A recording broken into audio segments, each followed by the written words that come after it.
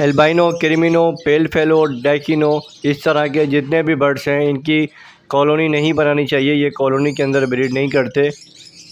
अगर आपने भी उनकी कॉलोनी बना दी है तो उनको आप फ़ौरी तौर पे केज के अंदर शिफ्ट कर दें। उसकी वजह यह है कि ये फैंसी बर्ड्स हैं, ये छोटे से केज के अंदर ही ब्रीड कर सकते हैं।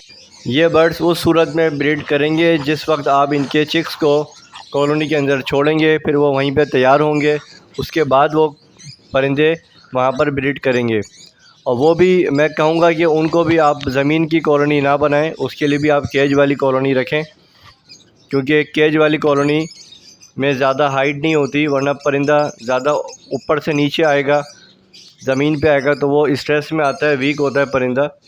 कॉलोनी अगर आपको बनानी ही है तो उसके लिए दूसरे बर्ड्स हैं, हर परिंदा कॉलोनी के अंदर ब्रीड नहीं